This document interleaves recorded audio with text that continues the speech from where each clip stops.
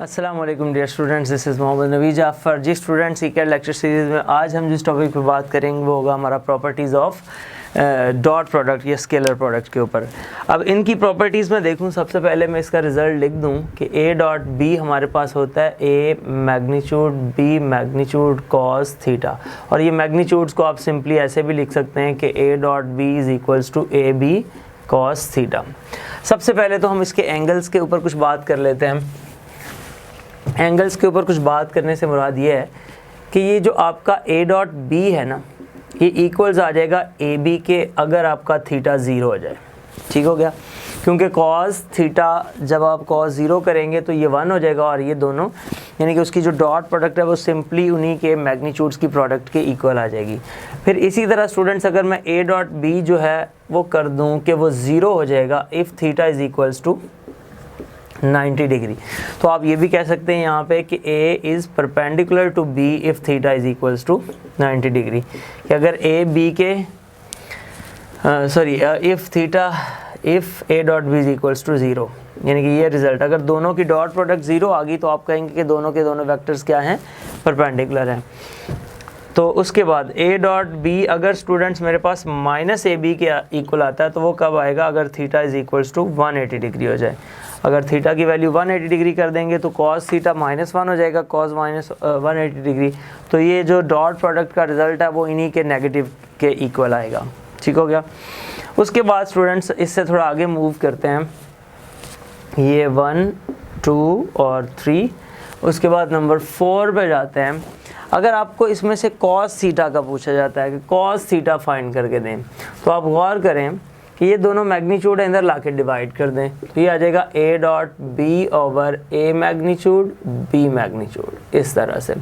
या I think so आप इसको ऐसे भी लिख सकते हैं a cap dot b cap. देखें, a over A magnitude b over b magnitude, तो उनकी यूनिट वेक्टर्स की डॉट प्रोडक्ट भी आ सकती है।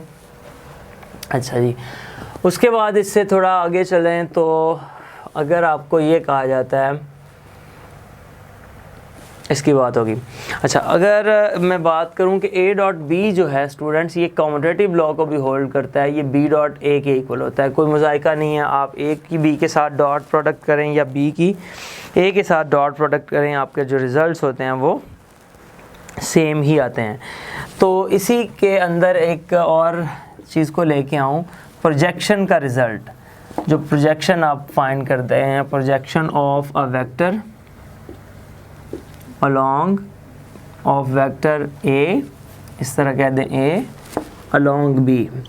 एक वेक्टर A की जो B के along प्रोजेक्शन है उस पे मैं बात कर रहा हूँ। तो प्रोजेक्शन बेसिकली क्या है, अगर आप देखें ये एक वेक्टर A है, इसकी B के ऊपर जो प्रोजेक्शन है, तो एक आपके पास जो वेक्टर B है वो ये है। लेट्स से दैट यहाँ पे ये वेक्टर B है, यहाँ तक ये वेक्टर आपका B था। तो A की जो B के ऊपर प्रोजेक्शन होगी वो हमने बतानी है कि वो क्या है। सो अगर मैं लेट्स से दैट ये टोटल वेक्टर मेरे पास B है, यहाँ पे मैं इसको M कह देता हूँ, O। तो A की B के ऊपर ये प्रोजेक्शन बन रही है ना, इतनी, O से लेके M तक। सो अगर मैं इसको लिखूँ O M ओवर A, ये मैं ज़ाहिर है इसकी लेंथ लूँगा, ओ एम ओवर ए, तो यहाँ पे जो भी एंगल है थीटा इज इक्वल्स टू क्या आ जाएगा, कॉस थीटा। सो यहाँ से स्टूडेंट्स मुझे चाहिए ओ एम की वैल्यू, तो O M is equals to A magnitude cos theta. ये जो O M is equals to A magnitude है ये ए आ जाएगा, और कॉस थीटा की जगह पे मैं ये ऊपर से वो रिजल्ट पुट कर दूंगा a dot B over a b, ये आ गया। ए से ए कैंसिल हो जाएगा, सो ओ एम which is equals to a dot b over b magnitude. So students, आपने देखा कि a की जो b के अलॉन्ग प्रोजेक्शन आई है वो मेरे पास क्या बनी है, ये प्रोजेक्शन बन रहा है ना, इतना रिजल्ट, तो ये मेरे पास बना है a dot b over b magnitude. तो आसान तरीका फॉर्मूला याद करने का ये है कि अगर a की b के अलॉन्ग प्रोजेक्शन है तो नीचे b का मैग्नीट्यूड, और अगर b की a के अलॉन्ग प्रोजेक्शन है तो नीचे a का मैग्नीट्यूड। तो ये तरीकाकार होगा आपके इस रिजल्ट को चेक करने का।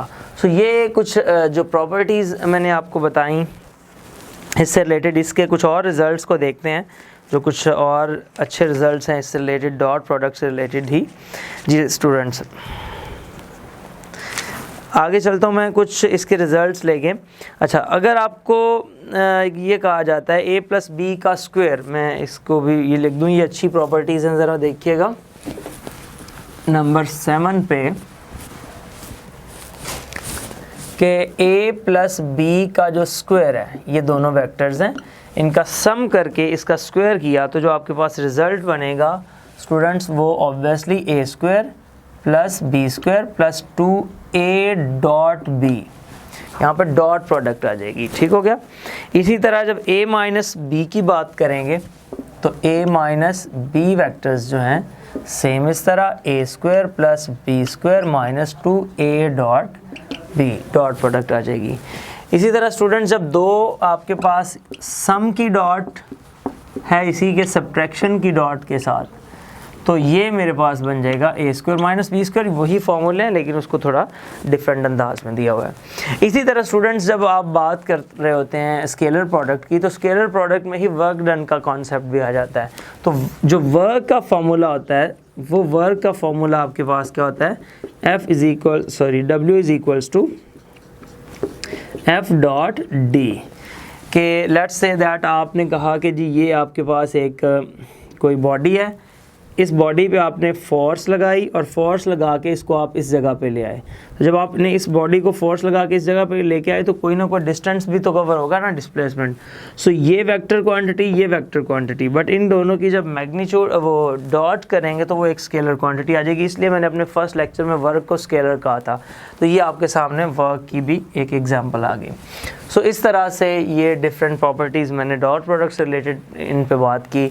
उम्मीद है आप लोगों को ये चीज़ें पसंद आई होंगी। ज़िंदगी रही तो इंशाअल्लाह तबारक तआला फिर इसी प्रोग्राम इसी चैनल पे दोबारा मुलाकात होगी। तब तक ले जा दीजिए, अल्लाह हाफिज़, अस्सलाम वालेकुम।